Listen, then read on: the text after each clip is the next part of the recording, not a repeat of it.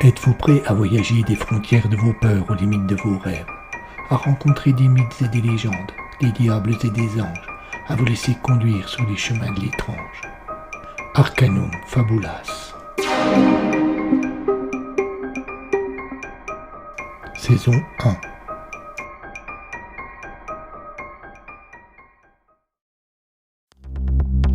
Amalricus, le cire et le loup, épisode 19.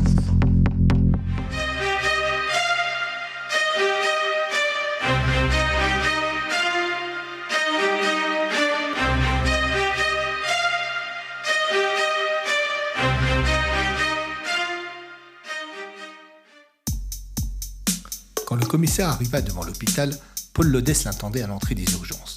Il avait les traits tirés et le regard inquiet.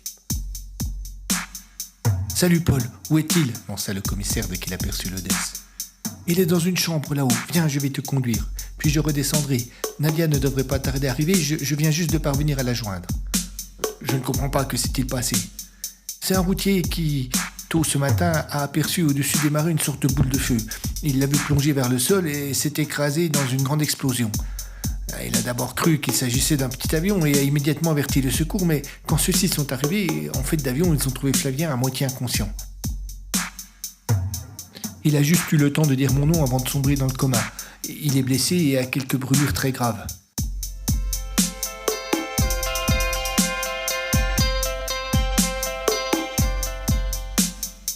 Où cela s'était passé exactement ?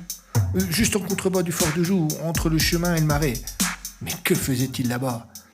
C'est bien la question. Personne ne l'a vu partir, sa voiture est encore sur son parking. D'après ce que m'a dit un des policiers, ses habits étaient pliés sur une chaise dans sa chambre et son lit à peine défait.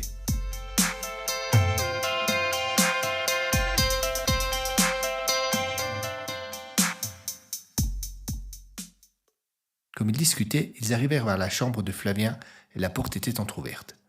C'est sans doute l'infirmière qui est en train de lui faire des soins, pensa Paul. Et sans chercher plus loin, il entra dans la pièce. La lumière était éteinte, les stores baissés, et juste une petite veilleuse éclairait la chambre. En plus du petit bruit des appareils médicaux, il y avait le bruit d'une respiration très nette qui n'était pas celle de Flavien.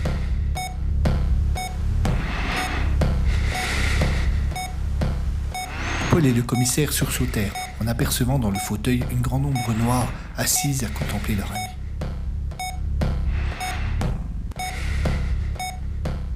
Que faites-vous ici ? Demanda Lodès qui était entré le premier dans la pièce. Ne vous inquiétez pas, répondit l'ombre. Je suis un ami. N'allumez surtout pas les lumières, vous gâcheriez votre seule chance de sauver votre compagnon. Paul, qui avait déjà levé la main en direction de l'interrupteur, la rabaissa instinctivement. Le commissaire, quant à lui, ne bougea pas. « Je suis l'auteur, » reprit l'homme. « Vous ne me connaissez pas, et si vous saviez ma vérité, vous douteriez de mon état mental. » L'homme s'était dressé et dirigé vers la fenêtre. À travers les espacements du store, il semblait contempler le lever du jour. « C'est pourquoi je préfère me taire et me contenter de vous dire ce qui peut vous aider. Contrairement aux apparences, votre ennemi n'est pas un fantôme, un esprit ou un monstre quelconque venu de l'enfer. Entre vous et moi, ces choses n'existent pas dans votre monde. Non, Amalricus est un humain comme vous et moi. Il était il y a plusieurs siècles seigneur de Joux. D'un esprit très curieux et aventureux, il a beaucoup voyagé pendant sa jeunesse, et notamment jusqu'en Russie. Là, il lui est arrivé une aventure qui a changé sa vie. Il a été initié au hack.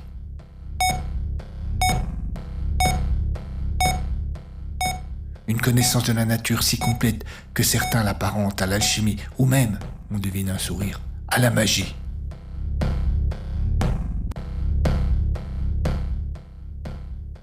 Lorsqu'il revint dans son fief, il ramena un lot avec lequel il communiquait comme je communique avec vous. Très vite, une légende est née dans la région. Amalricus était appelé le Cire au loup.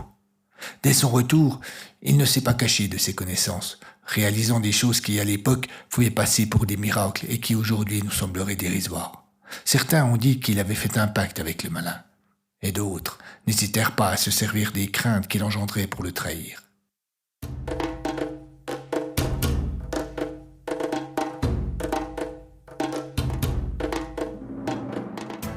Amalricus avait un frère jumeau, Warin, qui n'était pas seigneur de Joux parce qu'il avait eu la malchance de sortir en second du ventre de leur mère. Warin enviait la place de son frère.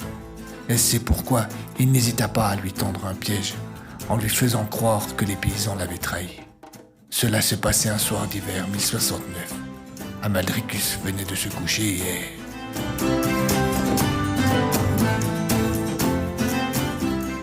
Pris par l'étrangeté de la scène qui était en train de se dérouler, mais surtout absorbé par le récit de l'auteur, Paul et le commissaire n'entendirent point Nadia arriver. Cette dernière, surprise de trouver ses amis dans l'obscurité et n'ayant pas réagi de suite à la situation, alluma la lumière dès qu'elle entra. Surpris, Paul et le commissaire firent volte-face. « Mais que faites-vous » demanda Nadia. Sans prendre le temps de répondre, les deux hommes tournèrent la tête, espérant apercevoir enfin le visage de leur étonnant interlocuteur. Mais hormis le corps presque sans vie de Flavien, la pièce était vide.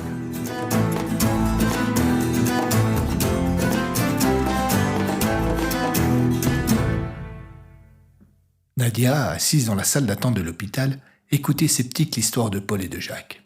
Elle avait bien du mal à accepter cette surprenante aventure. Pourtant, lorsqu'elle était entrée dans la chambre tout à l'heure, elle avait senti l'étrange présence de l'auteur. Elle avait entendu sa respiration. Elle laissa s'installer un silence puis sembla avoir une idée. Elle commença une phrase mais s'interrompit, Paul insistant pour qu'elle termine. « Et si vous aviez été victime d'une mauvaise plaisanterie ?» demanda-t-elle en baissant la tête, visiblement gênée de douter de la parole de ses amis. « Une mauvaise plaisanterie ?» répondit d'un ton agacé le commissaire. « Et de qui ? Qui pourrait en savoir assez sur ce que nous cherchons pour nous faire une plaisanterie de la sorte ? Et surtout, dans quel but ? Comment aurait-il pu apprendre le nom de Warin dont Paul avait rêvé ?» Nadia se sentit agressée et donc obligée de répondre. « Mais il n'existait pas de Warin. Aucun texte ne fait allusion au fait qu'Amalricus est un frère. » Paul, qui était demeuré en retrait, intervint pour faire remarquer que, vu le pot de documents de l'époque, il était fort possible que tous ceux qui faisaient allusion à Warin aient été détruits. La jeune scientifique accepta cette éventualité. « J'ai autre chose, » poursuivit-elle une fois ce point acquis. Elle conta sa mésaventure du matin. Paul proposa de se rendre sur place avec elle dès qu'ils seraient tous trois remontés voir Flavien. Jacques ne put les accompagner. Il devait passer au commissariat.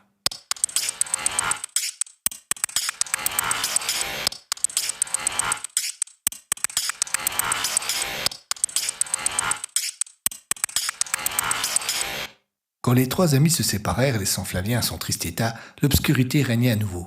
Les stores étaient toujours fermés. Une ombre se détacha d'un coin de la pièce. L'auteur était là.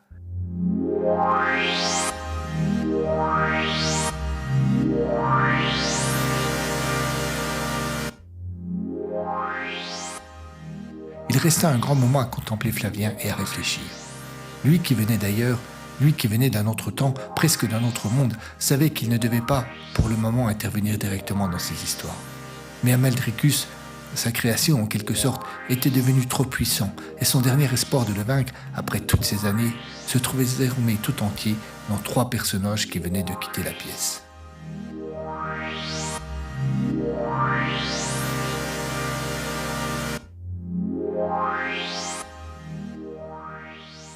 L'auteur se fit à lui-même une promesse. S'il parvenait à éliminer Amalricus, il sauverait Flavien.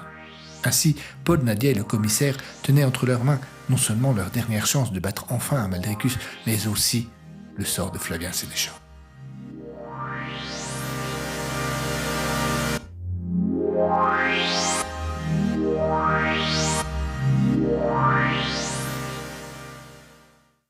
Le corps de Flavien était allongé sans vie sur le lit d'hôpital, mais son esprit était confronté à un univers qui semblait plus que réel. Quand la boule de feu s'était abattue sur lui, il s'était de suite retrouvé plongé dans l'endroit d'où il était parvenu à fuir quelques instants plus tôt. Tout était sombre. Il ne distinguait ni sol, ni ciel, ni même horizon. En face de lui se tenait Amalricus qui le toisait. « Tu as presque réussi à m'échapper. Je ne sais comment, mais tu as même réussi à franchir le mur des rêves. Comme cela fut vain. Te voilà en mon pouvoir. Tu vas payer comme les autres pour cette nuit d'hiver, cette affreuse nuit d'hiver, et je prendrai un bout de toi, pour elle, pour la revoir. » Comme il disait cela, il semblait replonger dans le passé. Ce qui entourait Flavien changea. Il eut l'impression de se retrouver dans un gigantesque cinéma en 3 dimensions, dont les images illustraient les propos d'Amalricus.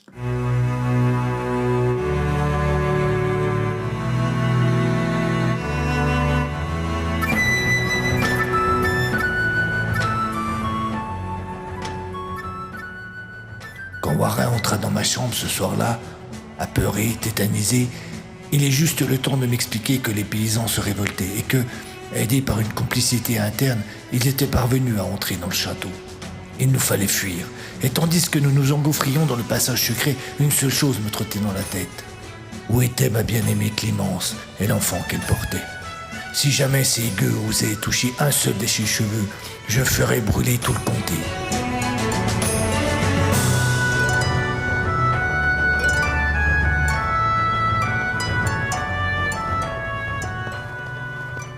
La nuit était glaciale et nous nous enfoncions à chaque pas un peu plus dans la neige.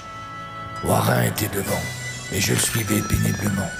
Du bois où aboutissait le passage, le château semblait calme et endormi et j'avais du mal à l'imaginer saccagé par les cerfs. Je n'eus pas le temps de penser davantage. Un cri résonna et une dizaine d'hommes me tombèrent dessus. À ce moment, j'ai perdu Warin. J'avais bien du mal à lutter et je crus bien que ma dernière heure était arrivée. C'est alors qu'un hurlement résonna et 2 yeux brillèrent dans la nuit. Un loup m'avait retrouvé. Et après son intervention, il ne resta plus grand-chose de nos agresseurs. Malheureusement, à cet instant, quelque chose va me frapper la nuque et j'ai perdu connaissance.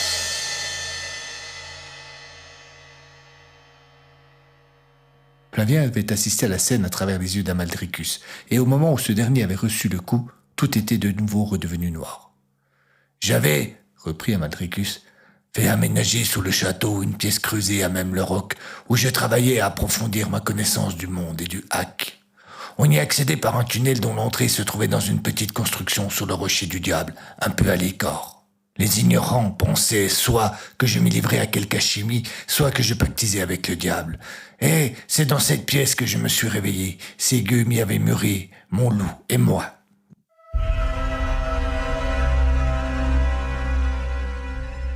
Mais j'avais atteint un niveau de connaissance suffisant dans les secrets du hack pour créer un lien. Sans doute en aurais-je choisi un autre si je l'avais pu, mais là, je n'ai eu d'autre solution que de lier ma vie à celle de la pièce où j'étais emprisonné. J'ai pu vivre ainsi presque 1000 ans, car tant que la pièce où j'ai été mûri existait, j'existais également. Tant qu'elle était mûrie, je ne pouvais pas me déplacer, et le moindre dommage qu'elle subissait se reportait sur ma personne. Ces années de réclusion m'ont permis d'apprendre énormément. J'ai poussé l'art du hack à un degré tel que je suis capable de me déplacer comme un fantôme, de voyager dans le monde des rêves ou même de les créer, de rendre la pierre aussi tendre que le beurre, de lire tous les secrets d'un esprit humain. Mais j'étais toujours enfermé dans cette pièce.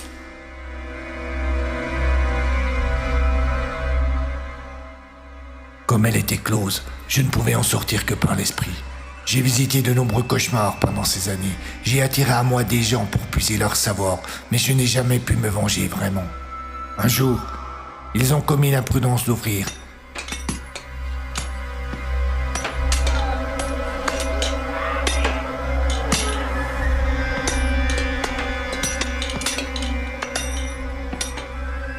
J'ai ressenti une grande blessure quand ils ont fracturé le mur, comme si quelqu'un brisait ma jambe à coups de masse.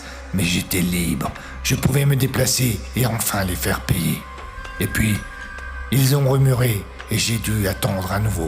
Mais aujourd'hui, plus personne ne me murera jamais, car aujourd'hui tu... Quelque chose sembla troubler Amaldricus. Il s'interrompit dans sa phrase et tourna la tête comme s'il cherchait à écouter. Et puis soudain, il dit « Nous ne sommes pas seuls, vos amis approchent. » Il leva la main et une faille lumineuse s'ouvrit à nouveau. Il la franchit comme on franchit une porte et bientôt Flavien se retrouva seul à nouveau dans l'obscurité. Un bruit le fit sursauter. Il tourna la tête. Brusquement, une ombre se tenait derrière lui, immobile et silencieuse, venue de nulle part.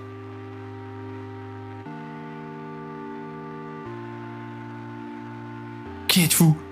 N'ayez crainte, il n'y a pas qu'Amaldricus qui puisse voyager dans vos rêves. Je suis l'auteur. C'est moi qui ai appris à Amaldricus ce qu'il sait, du moins en partie.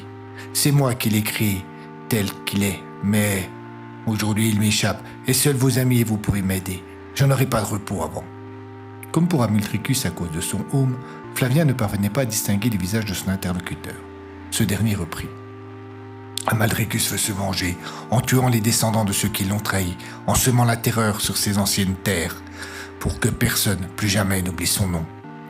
Sans doute poursuit-il aussi un autre but, mais je ne parviens pas encore à le cerner. En tout cas, s'il a de grands pouvoirs, il n'est pas devin, et il n'a pas la vérité, quand la vérité, la voici. » L'auteur fit un geste circulaire de la main, et comme tout à l'heure, Flavien eut l'impression de se retrouver dans ce cinéma en 3 dimensions.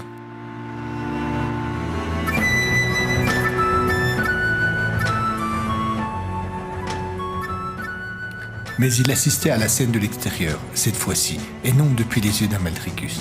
Il vit les 2 frères sortir de l'étroit tunnel que formait le passage secret et avancer tant bien que mal dans la neige. Il vit des hommes placés en embuscade. Il vit leur attaque, l'intervention du loup. Mais ce qu'il vit surtout, c'est Warin frapper la tête de son frère et assommer le loup par derrière, puis donner l'ordre, ou peu de manants encore en état, de se saisir des 2 et de les emporter. Peu avant d'arriver au château, les hommes renfilèrent des tenues de soldats, et dès qu'ils eurent franchi le pont-levis, Warin eut un grand sourire. Son plan avait jusque-là parfaitement marché. Il lança en garde. « Nous avons été attaqués par des paysans en rébellion. Mon frère Warin a été tué. Rassemblez les gardes, nous allons nous venger. »« À vos ordres, messire Amaldricus » répondit le sergent, bluffé par l'assurance de l'usurpateur, ne remarquant même pas la différence de couleur d'yeux. Personne n'alla vérifier le contenu de la charrette où était dissimulé le corps inanimé du vrai Amaldricus et de son animal.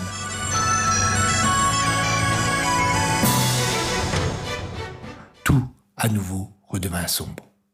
L'auteur était toujours là, immobile. « Grâce à ce subterfuge, dit-il, Warin a pu être pendant les 6 années qui ont suivi considéré comme le sire de jour, rôle qu'il n'aurait jamais assuré autrement, puisque Clémence, la femme d'Amaldricus, était enceinte au moment des faits et que le vrai sire de jour devait être l'enfant qu'elle portait. Mais il alla plus loin. Il mit au point une machination pour faire accuser Clémence d'adultère et l'expédia dans un couvent l'année suivante. Quant à son fils, il mourut étrangement alors qu'il était encore nourrisson. Warin se remaria toujours sous l'identité de son frère et eut 2 fils, dont l'un devint le sire de jour. Amaldricus en veut à ses sujets, alors que le seul traître était son frère.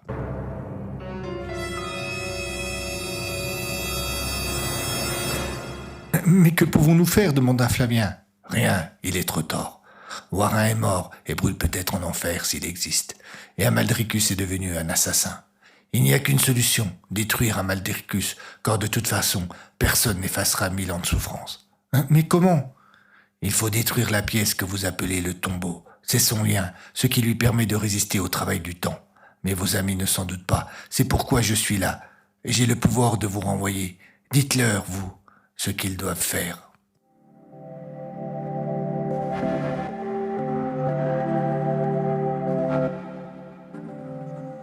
Une légère brume entoura l'auteur et il disparut. Flavien ouvrit les yeux. Il était environ 20 heures et une équipe de nuit réduite avait pris son service à l'hôpital. Tous crurent au miracle en voyant Flavien revenir à lui. Toutes ses blessures s'étaient soudainement cicatrisées et malgré l'insistance du médecin de garde, personne ne put le retenir. Pourtant, en quittant les lieux, il eut dans l'escalier un très léger malaise. Il ferma un coup les yeux et quand il les ouvrit, quelque chose était différent. Mais cela ne l'arrêta pas. Il devait retrouver ses amis.